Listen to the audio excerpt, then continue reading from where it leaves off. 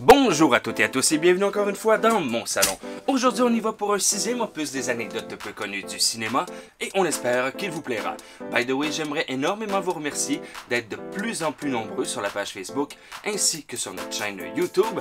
Merci. Alors, je refais ça un peu pour vous aussi, vous savez. Alors on y va, oui, immédiatement. Go! Un titre plus long que ça, tu meurs.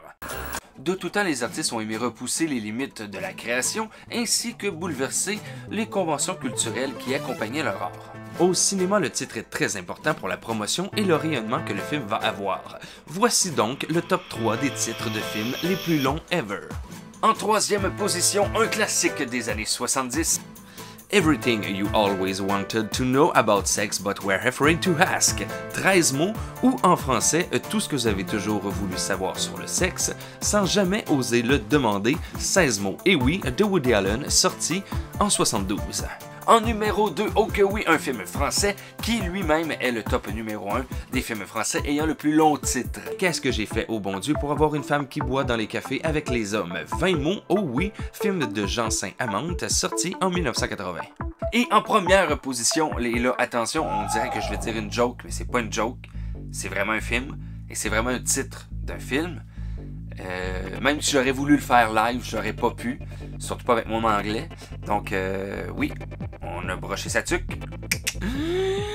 Night of the Day of the Dawn of the Son of the Breed of the Return of the Revenge of the Terror of the Attack of the Evil Mutant Alien Flesh Eating Hellbound Zombie-Fied Living Dead Part 2 in Shocking 2D. Oui, 41 mots. Tu sais, quand ton poster de film est composé à 95% de mots puis que c'est ton titre qui est affiché. Charlie Chaplin, kidnappé. Ou presque. Le prochain sujet est assez intense et macabre.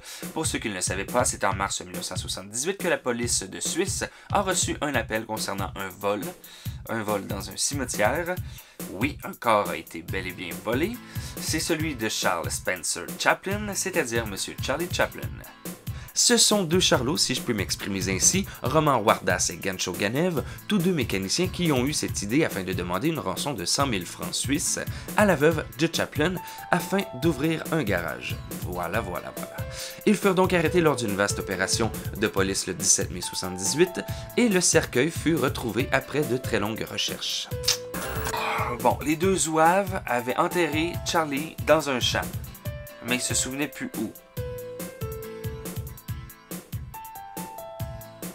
Où est Charlie? Où est Charlie? Calvaire! Mais on s'est aperçu, en regardant les traces sur le sol, que le cercueil n'a pas été porté, mais traîné jusqu'à une camionnette qui se trouvait dans le chemin qui est juste ici. Ils l'ont donc enfin retrouvé enterré dans un champ de maïs près du village de Nauville. Il fut réenterré dans le cimetière de Corsay-sur-Vevey et une dalle de béton armée de 2 mètres d'épaisseur fut ajoutée pour empêcher tout nouvel incident de ce genre. Oh, sérieux les boys? Bref, pour ceux que ça intéresse, cette histoire-là a été tirée en film. C'est le dernier long métrage de Xavier Beauvois qui est intitulé La rançon de la gloire. R2D2 est partout. La fameuse guéguerre Star Trek versus Star Wars nous a toujours bien laissé indifférents. Pourquoi? Eh bien parce que quand on parle vraiment franchement, l'une influence l'autre et vice-versa. Hein?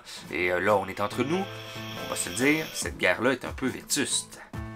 Tu veux que je te fasse un exemple? Le plus bel exemple, c'est lorsque le reboot de Star Trek est sorti en 2009, les fans ont pu remarquer l'impétueux droïde de la saga Star Wars présent en clin d'œil dans le premier opus de la série Star Trek du réalisateur J.J. Abrams. On le voyait volant au milieu d'un tas de débris interstellaires.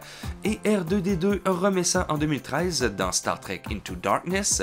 On peut le retrouver au bout de 1h17 de film, passage très rapide et très difficile à cerner, mais quand on le sait, on le voit.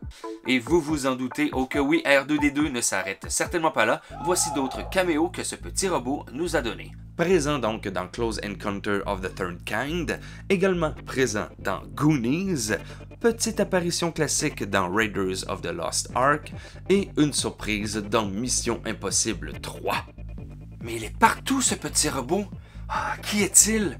D'où vient-il? Formidable robot venu des temps nouveaux. C'est qui a dit ça? Hein, c'est qui?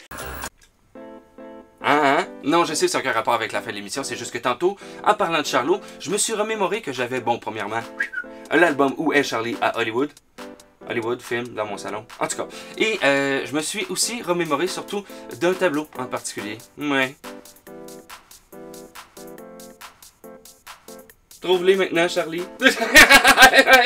Bref, si vous avez apprécié cet épisode, eh bien, vous pouvez toujours l'indiquer grâce au fameux pouce bleu. Vous pouvez aussi vous abonner à la chaîne tout en clochettant votre geste. Et si vous-même, oui, vous avez des anecdotes peu connues, eh bien, écrivez-les en commentaire. Il se pourrait très bien qu'elles fassent partie du prochain épisode de Dans mon salon, des anecdotes peu connues. Et ce qui est très drôle, c'est que mon chat doit être tanné de m'entendre, c'est ça? C'est ça? Il est tanné de m'entendre?